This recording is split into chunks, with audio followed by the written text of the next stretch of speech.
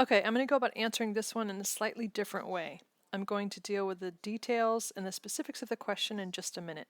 But first, I want to go over the bigger economic concepts and not get lost in the math. We are being asked basically about this policy. Is it going to hurt consumers or producers more? And it's a tax policy, so we know that it doesn't really matter who the legal tax is charged on, suppliers or demanders. The effect is going to be exactly the same. There will be a wedge between the supply and demand price of exactly $1. What matters is the relative elasticity. Who is more sensitive to price changes? If it's demanders, then the generalized rule is the more sensitive to price you are, the more likely it is you will escape the tax.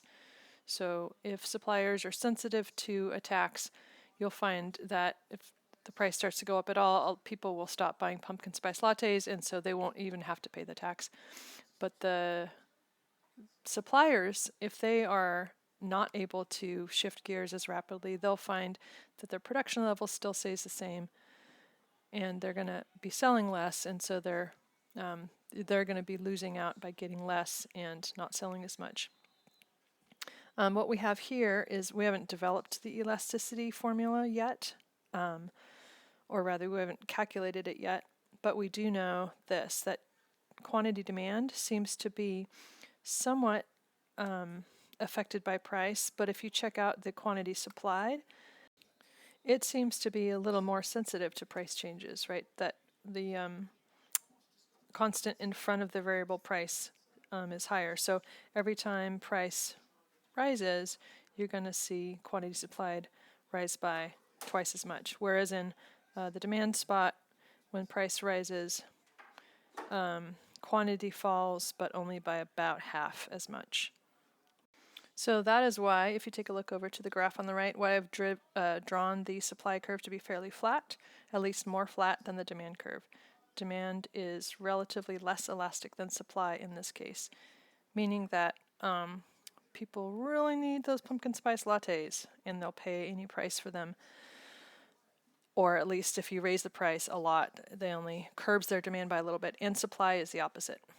Very sensitive to supply, to price rather. So in this case, who pays more of the burden of a tax? The more elastic partner does not pay the tax. The less elastic partner does pay the tax, right? They cannot escape it. So we should expect that demanders, in this case, are going to pay more tax. But let's prove it. All right, so let's remind ourselves of the elasticity formula. It is the percent change in quantity when there is a percent change in price. So relatively speaking, how sensitive is quantity to any change in price? And we do percent changes to factor in the fact that units may be different. So our delta here is a symbol for change. So percent change in quantity demanded over percent change in price. So spelling it out, it's the change in quantity demanded over quantity demanded. That's how you get a percent change of quantity demanded. And then in price, it's the same thing. So here it's useful to do a little shorthandy stuff to solve this kind of a problem. Rearranging the terms. When you divide by a fraction, you invert and multiply. So we get that term. And then we simply rearrange these terms to this. Not sure if you prefer the x multiplier delineation or the dot for multiplication, whatever. So there you go. And since we can state, like we said before, that every time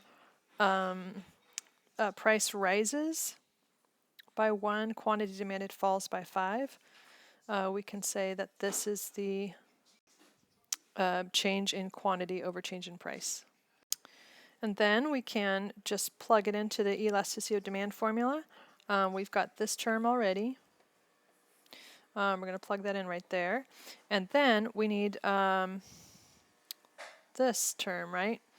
We've already got that one. So what's price over quantity demanded? Well, we're already told at equilibrium that is true. we're focusing on equilibrium right now, so we can use those two numbers.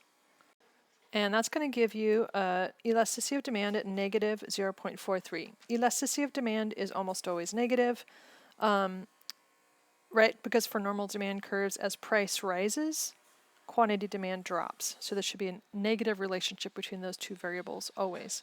Or if price falls, quantity demand rises. So then we turn our attention to price elasticity of supply. So we can do the same thing with our elasticity of supply. Remember the formula, and then rearrange terms. We have this term that we can sort of pull in from here, right? We know that if price rises by 1, quantity supplied will rise by 2. So that term is 2. And again, we're working with equilibrium where we already know the price and quantity, so we can plug those guys in here, and we get 1.71. Elasticity of supply will always, almost always, have a positive slope. Oops, I don't mean slope, I mean positive sign. Okay, so now it's getting interesting. We have proved that suppliers are more sensitive to price than demanders are. So we can predict without doing the math that demanders will pay more of this tax than suppliers. And I think it's always useful to visualize it. So you could actually graph this exactly with all the data we have, or just generally, like I've done. We know that the price that the buyer pays will be exactly $1 more than the price the seller pays, or the seller receives. But we don't know exactly what the buyer price and seller price are. That's what we're after. Okay, so the burden of tax on buyers or consumers is the relative elasticity. We keep talking about the relative elasticity. So what it is the reverse. So the burden on buyers is how elastic is the other side, sellers, out of all the elasticity, right, out of total elasticity. So relatively speaking, we always got to put this absolute value around the elasticity formula for demand, since we know that elasticity of demand is always negative, and that's going to screw this whole thing up. And if you want to see more details, I'm sort of hand waving right now, but the details are in Figure It Out, section 3.3 of the text. And away we go. And we find out that relatively the elasticity on the supply side is greater than the demand side, to the tune of this term here, which is about 0.799, in other words, 0.80 if we're being held to 2 decimal points, which is I think what the question says. And then we do almost exactly the same thing for the share borne by sellers. But now we flip it and we put the elasticity of demand over the total elasticity. And we're always taking that absolute value on the demand side, since it's always a negative number. And that's not that important. Then we go plug it in and we get 0.2, which of course has to be if buyers are paying 80% of the tax, sellers are paying the other 20%. So then it's just a matter of saying, all right, we started at $6 and the buyers are going to pay 80 cents of that $1 tax, so they're going to pay $6.80, and then the sellers will receive $1 less than that, $5.80. Boom! There you go.